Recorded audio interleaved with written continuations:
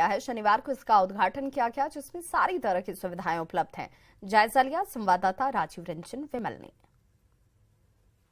जहानाबाद सदर अस्पताल जो कुछ दिन पहले तक बदहाली का रोना रोता था, अब इसके साथ एक और कड़ी जुड़ गई, वो पॉजिटिव है। 50 बेड का फैब्रिकेटेड अस्पताल यहाँ आज उद्घाटन हुआ है। हम आपको चलते अंदर ले चलते हैं तो सदर अस्पताल का ये नया 50 बेड का फैब्रिकेटेड अस्पताल है। जहानाबाद के आवाम के लिए 50 बेड का नया सुसज्जित सुव्यवस्थित मतलब फैब्रिकेटेड अस्पताल आज हम लोग दे रहे हैं। और ये जिम्मेवारी सिविल सर्जन और अधीक्षक और मैनेजर सभी लोगों का है। हम लोगों की भी जिम्मेवारी है कि भाई इसको बढ़िया मेंटेन रहे। ये जो है रजिस्ट्रेशन यहाँ पंजीयन जो होता है मरीजों का वो होगा। उसके बाद इधर में अकाउंटेंट का है। आगे में देखेंगे आप हर तरह का कक्ष बनाया गया है। ये फैब्रिकेटेड अस्पताल जो था कई दिनों से बनकर तैयार था, लेकिन अब इसका उद्घाटन हो गया है। उद्घाटन के बाद क्या स्थिति है, हम यहाँ जो अधीक्षक हैं वो भी यहाँ मौजूद हैं, उनसे कोशिश करते हैं बात करने की। अब हम लोग को बहुत खुशी हो रहा है कि मेरे पेशेंट लोग अब नए बिल्डिंग में आएंगे और अच्छा माहौल में हम लोग भी काम करेंगे, मन भी लगेगा काम करने का। यहाँ क्या क्या कुछ खास सुविधाएं भी हैं? यहाँ पर खास सुविधा है कि यहाँ पर बेड साइड आपको ऑक्सीजन पाइपलाइन में है, एसी का चैम्बर है, यहाँ पर अल्ट्रासाउंड की व्यवस्था है, यहाँ पर डॉक्टर्स और एनेस्थेसिस्ट सब लोग यहाँ पर ऑपरेशन भी करेंगे, सब कुछ यहाँ व्यवस्था है, कहीं बाहर जाने की जरूरत नहीं है। तो ये जो सदर अस्पताल का नया फैब्रिकेटेड अस्पताल है, जो भवन है 50 बेड का है फिलहाल, और इसमें वो सारी सुविधाएं दी जाएंगी जो किसी बेहतर अस्पताल में होती है। जाहिर है इससे जिले के जो मरीज हैं उनको एक अलग अनुभूति होगी, उनको नई सुविधा मिलेगी और उनको बेहतर इलाज मिलेगा। राजीव रंजन विमल, न्यूज 18 जहानाबाद।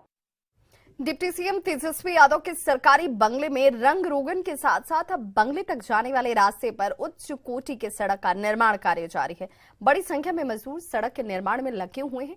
आपको बताते चलें कि इससे पहले इस बंगले में बतौर डिप्टी सीएम तारकिशोर प्रसाद रह चुके थे। हाल ही में उन्होंने इस बंगले को खाली किया है, जिसके बाद ये सरकारी बंगला तेजस्वी यादव को अलॉट किया गया और बंगले में हो रहे उच्च कोटि के सड़क निर्माण का जायजा लिया हमारे सहयोगी अमित कुमार ने।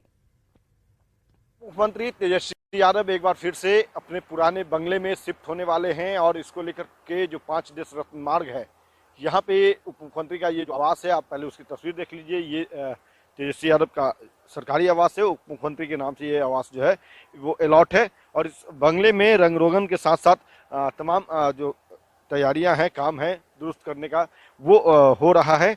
और साथ ही इस बंगले को जाने वाली जो सड़क है, वो सड़क भी जो है वो चकाचक हो, बेहतर हो, इसको लेकर के यहाँ पे देखिए सड़क का निर्माण कार्य जो है वो उच्च कोटि का किया जा रहा है। बताते चले कि पिछली बार जब जेडीयू और आरजेडी का गठबंधन टूटा था तो बीजेपी के साथ ये गठबंधन हुई और उस समय इस बंगले को लेकर के काफ़ी सियासत हुई, काफ़ी बातें जो है वो बीजेपी की तरफ से की गई। हालांकि इस बार एक बार फिर से जब बीजेपी से गठबंधन तोड़ करके नीतीश कुमार ने आरजेडी के साथ महागठबंधन के साथ सरकार का गठन किया, तो उसके बाद ये बंगला जो है वो तेजस्वी यादव को अलॉट हुआ है। और ये देखिए, ये तेजस्वी यादव के नाम की यहाँ पे शिलापट भी लगी है।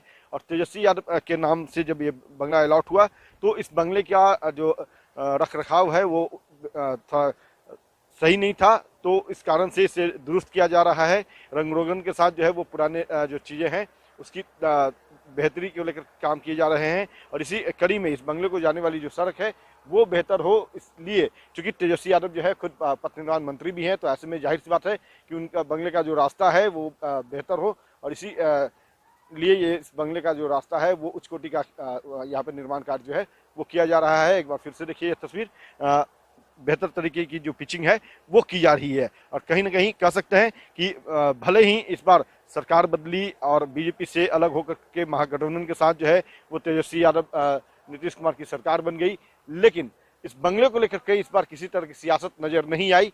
तेजस्वी यादव जो है बेहद सहज तरीके से इस बंगले में आए और आकर के उन्होंने यहाँ के हाल देखा और फिर जो गड़बड़ियाँ थी उसे दुरुस्त करने का निर्देश उनकी तरफ से जारी किया गया, रंग रोगन का काम किया गया और अब पिचिंग का काम जो है, सड़क निर्माण का जो उच्च कोटि का काम जो है वो किया जा रहा है। अमित कुमार, न्यूज 18 पटना।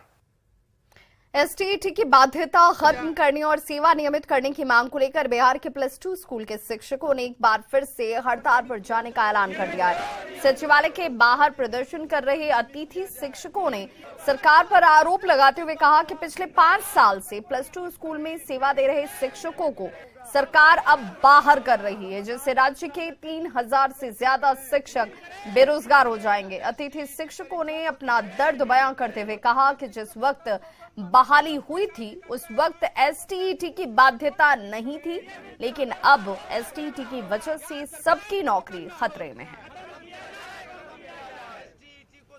एक बार फिर से राज्य भर के +2 स्कूल के अतिथि शिक्षकों ने हड़ताल पर जाने का ऐलान कर दिया है। पिछले 5 साल से ये लोग अलग अलग स्कूलों में सेवा देते आ रहे हैं, लेकिन सरकार बारी बारी से इन लोगों को बाहर का रास्ता दिखा रही है। ऐसे में ये लोग सचिवालय के पास प्रोटेस्ट करने के लिए पहुंचे हैं और साथ ही सरकार को अल्टीमेटम भी दे रहे हैं। क्या डिमांड है, हम सीधी बातचीत करते हैं। ये बताइए, फिर से आप लोग हड़ताल का ऐलान कर दिए हैं, क्या डिमांड है? जी देखिए, हम लोग 5 साल से बिहार के +2 स्कूल में अतिथि शिक्षक के रूप में शिक्षा दे रहे हैं, लेकिन हम लोग को अभी तक नियमितीकरण नहीं किया गया है। सरकार से मेरा मांग यही है कि जब आप 5 साल से शिक्षक हमें नियुक्त किए हुए हैं और आप शिक्षक पात्रता परीक्षा की बाध्यता रखे हुए हैं, एक दिन एग्जाम देकर शिक्षक पात्रता परीक्षा पास होकर वह पूर्ण शिक्षक बन जाएगा। और 5 साल से हम शिक्षक हैं आपके स्कूल में, ट्रेजरी से भुगतान होता है, तो क्यों नहीं हमें शिक्षक पात्रता परीक्षा को शिथिल करते हुए हमें पूर्ण शिक्षक का दर्जा देते हैं। 1 सप्ताह के बाद अगर हमारी गुहार को, अनुनय विनय को सरकार संज्ञान में नहीं लेती है तो उग्र आंदोलन करेंगे। अब ये हड़ताल पे जाएंगे, क्योंकि ये अब पापी पेट की सवाल आ चुकी है।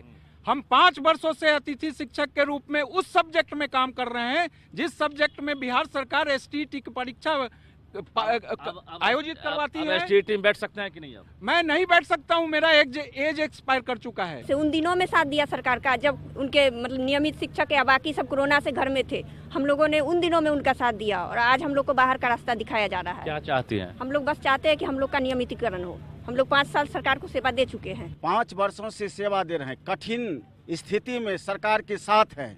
कोरोना वायरस में मूल्यांकन में हम लोगों का जो है अब कह रहा है कि जो निकाल देंगे। हम लोग यही चाहते हैं कि हम लोगों का की सेवा जो है अस्थायी कर दिया जाए, कि 1 सप्ताह के भीतर अगर सरकार एसटीईटी की बाध्यता खत्म नहीं करती है तो हम लोग हड़ताल पर जाएंगे। कैमरामैन दीपक के साथ रजनीश कुमार, न्यूज़ 18 पटना।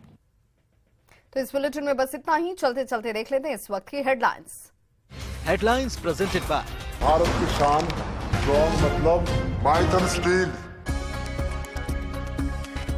छपरा के मुबारकपुर हत्याकांड का आरोपी अजय यादव गिरफ्तार। मुखियापति विजय यादव का भाई है अजय। सिवान के रघुनाथपुर से हुई गिरफ्तारी। कटिहार में महिला सिपाही हत्याकांड में पुलिस पर ही लापरवाही के आरोप। 7 में से अब तक केवल 1 आरोपी गिरफ्तार। मृतक के भाई ने लव जिहाद का लगाया आरोप।